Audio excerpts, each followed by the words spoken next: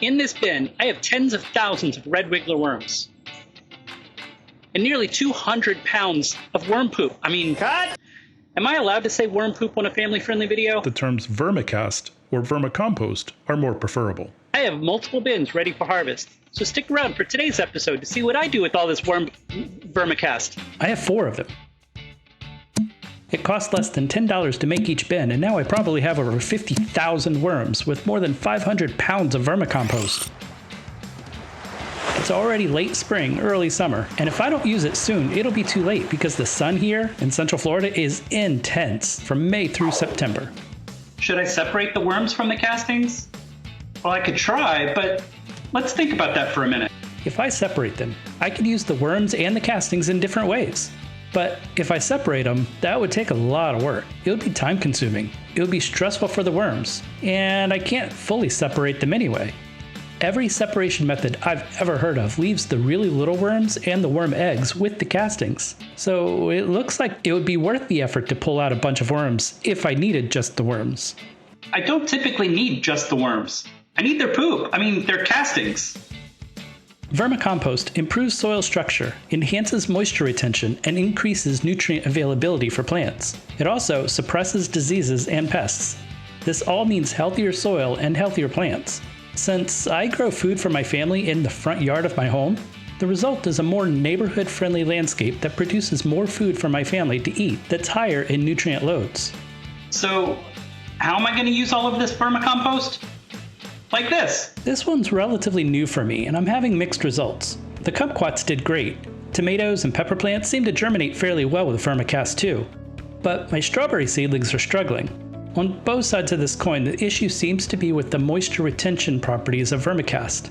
It absorbs and holds onto moisture really well, which helps seeds get started. But in the case of strawberries, that moisture retention is not letting the roots dry out in between waterings.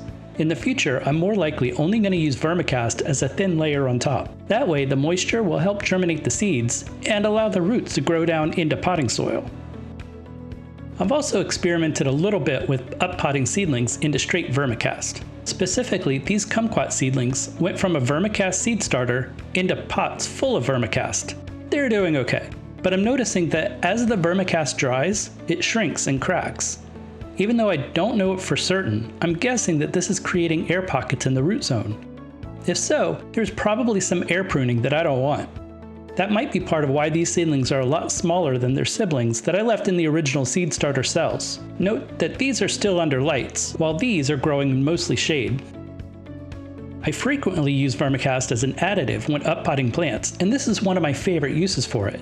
I up-pot each plant as normal.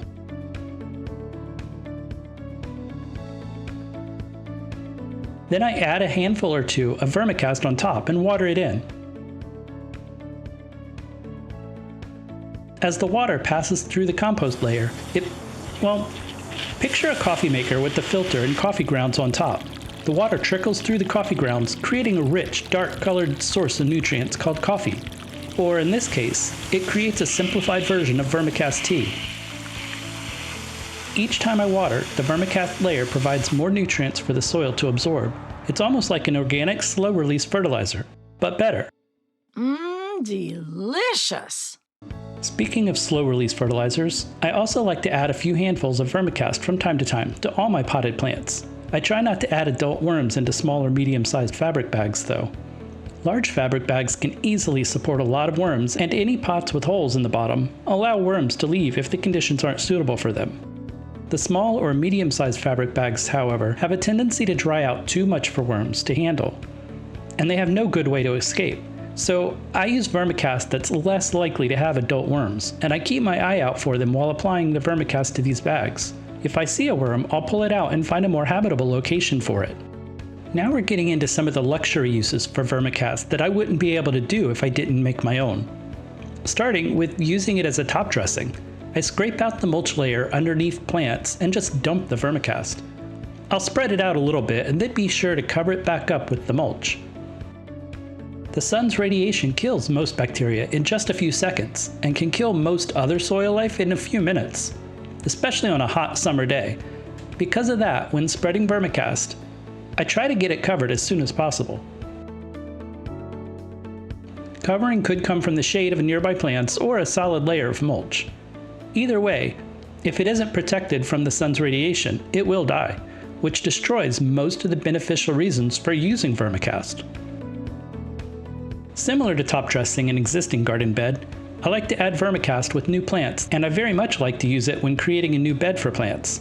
I remove the existing plants and roots, then bury some of the Vermicast.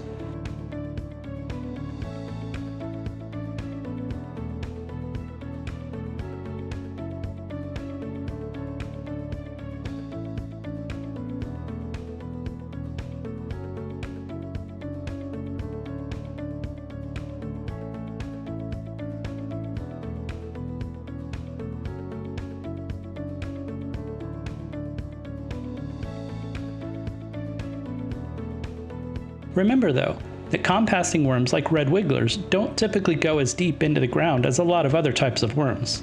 So I keep them within the top 6 inches or so, and then I make sure to add a lot of organic matter. It won't take long before they finish eating all of the food in the vermicompost, and they'll need fresh food to eat to keep them around.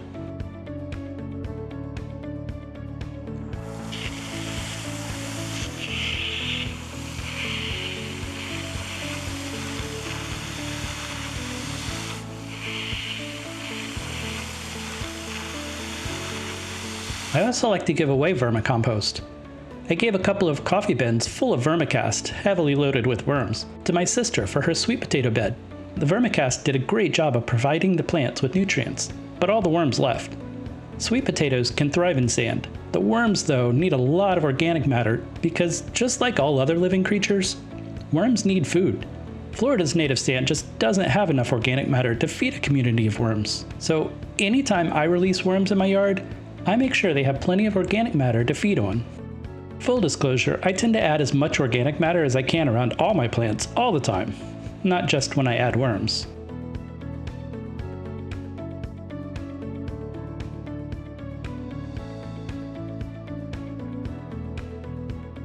I've talked about why I don't take the time to separate out my worms. I've talked about all the benefits of Vermicast. I've even given you a list of all the different ways that I use it. But I feel like I'm missing something. Ooh, I know what this is missing. At this point in the video, if you're still watching, you're probably wondering, how do I actually harvest it? So this is my process.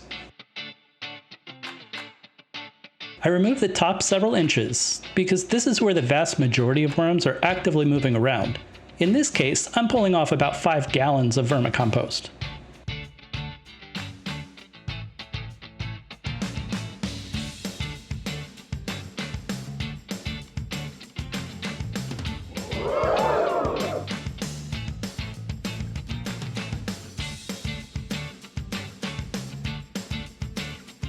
Then I remove the next several inches. This is mostly castings with a large number of worms still mixed in. This is what I use when I top dress existing beds. I'm pulling off about 10 gallons of this.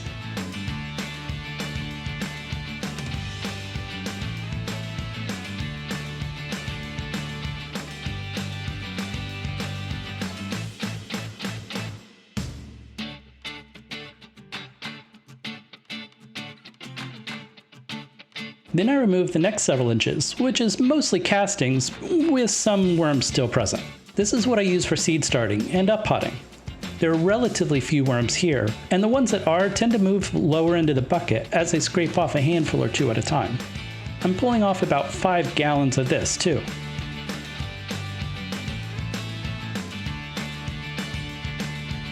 I loosen up the remaining Vermicast and I dump the first bucket of vermicompost back into the bin. Since this includes the vast majority of worms, it gets this new batch of Vermicast off to a great start. It also includes microbiology and other life forms that the bin needs to create outstanding vermicompost. This homegrown Vermicast is better in virtually every way than the store-bought stuff, and it's free. These bins turn my food scraps into food for worms. That makes food for my plants. That makes more food for me. That makes more scraps for me to put back into these bins. With this process, I'm slowly transforming my lifeless sand into actual living soil, and my garden beds are growing more and more every day. It's not just about what's growing now. This process focuses on what's growing now that will be growing even more in the future.